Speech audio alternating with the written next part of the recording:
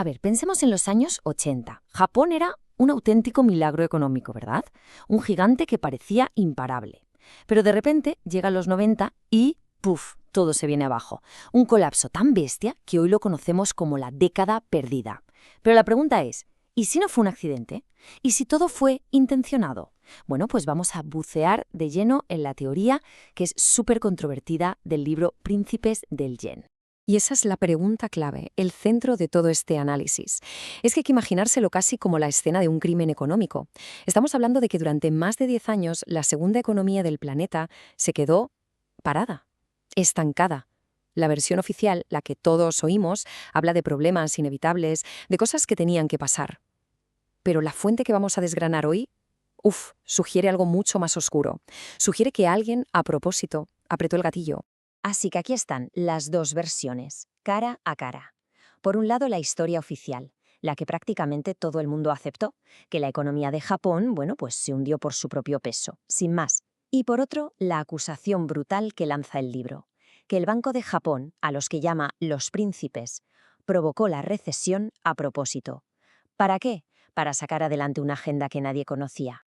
Venga, empecemos por el principio, por la versión oficial, para ver por qué el autor del libro dice, un momento, esto no cuadra, tenemos que mirar de cerca la herramienta que en teoría se estaba usando para arreglar todo el desastre.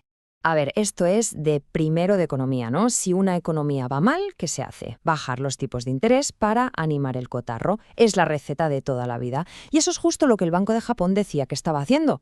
Sonaba lógico, vamos, era lo que tocaba hacer. Pero claro, aquí es donde la cosa empieza a chirriar. Y mucho. Lo que vemos aquí es la gran contradicción. Los tipos de interés bajaban y bajaban, pero la economía, nada, no reaccionaba. Es más, se hundía todavía más. Entonces la pregunta es obvia.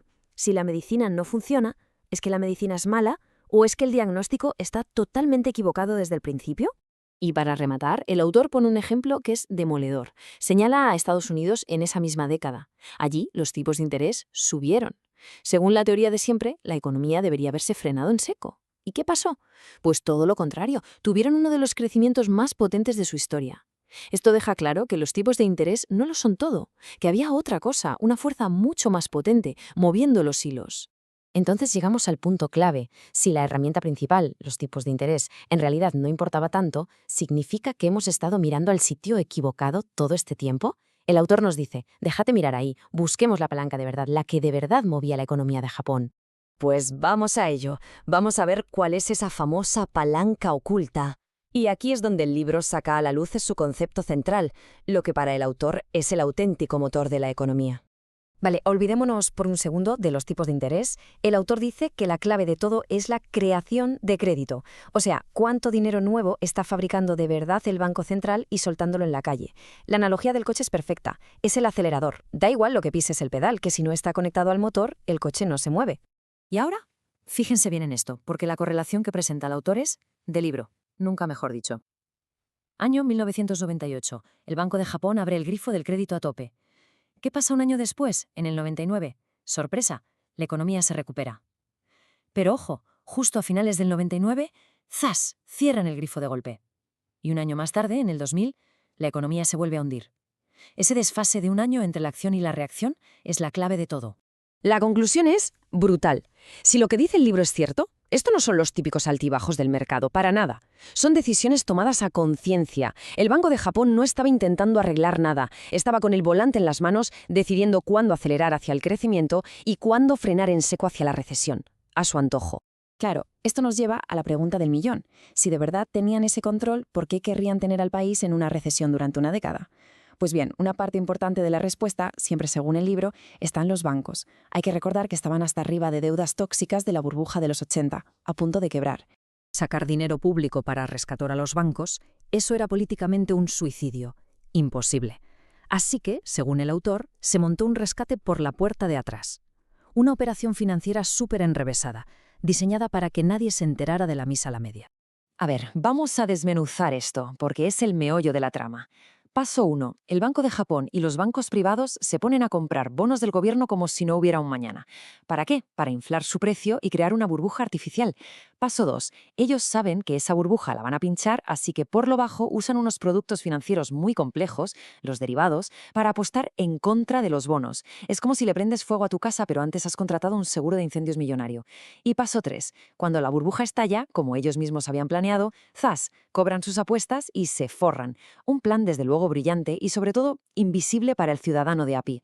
Y uno se pregunta, ¿hay pruebas de una cosa así? Bueno, el autor señala directamente a este gráfico.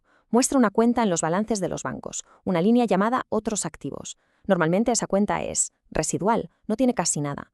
Ahí es donde se meten estas operaciones raras con derivados. Y fijaos en el pico. Entre 1997 y 1998, esa cuenta se dispara un 125%. Para el autor, esto no es una casualidad. Esta es la prueba del delito, la pistola humeante que demuestra de dónde salieron los beneficios. Y para que nos hagamos una idea de la magnitud, la cifra que apareció de la nada en esa cuenta fue de 33 billones de yenes, una barbaridad de dinero. Según el libro, fue justo la cantidad que necesitaban los grandes bancos para limpiar sus cuentas, para borrar toda la basura tóxica que arrastraban desde la burbuja.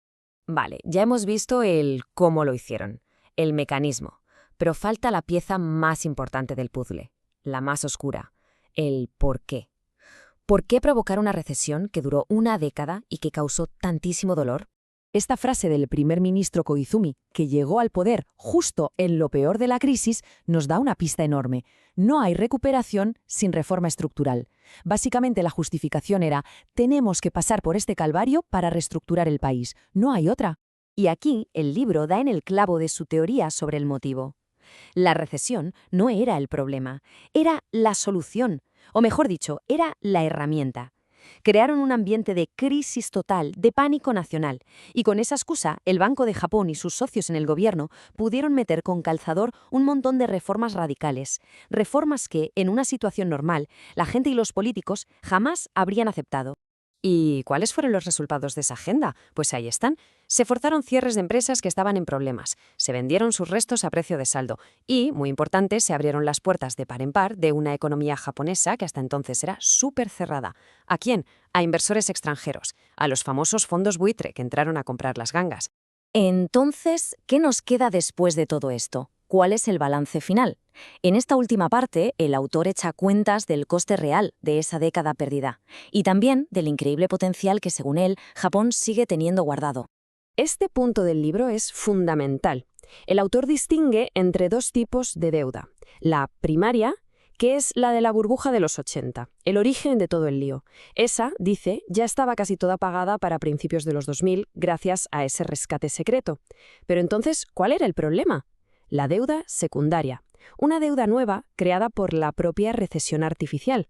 O sea, para que nos entendamos, el problema original ya estaba resuelto, pero la medicina que se usó para resolverlo seguía creando una nueva enfermedad. Y esto nos lleva a una conclusión que es, a la vez, optimista y súper frustrante. El autor defiende que Japón no tiene ningún problema estructural grave que le impida crecer. Todo lo contrario, su potencial es gigantesco. Afirma que podría estar creciendo a un ritmo del 4% al año, sin inflación, vamos, casi viviendo un segundo milagro económico. Lo único que haría falta es que el Banco Central decidiera simplemente pisar el acelerador. Y cerramos con la pregunta final, la que lo resume todo. Si la teoría es cierta y un pequeño grupo de tecnócratas que nadie ha elegido tiene el poder de hundir o levantar la segunda mayor economía del mundo cuando quieran, ¿qué implica eso para el futuro? ¿El destino de Japón depende de verdad de las fuerzas del mercado o está, como sugiere el libro, simplemente secuestrado por los caprichos de estos príncipes?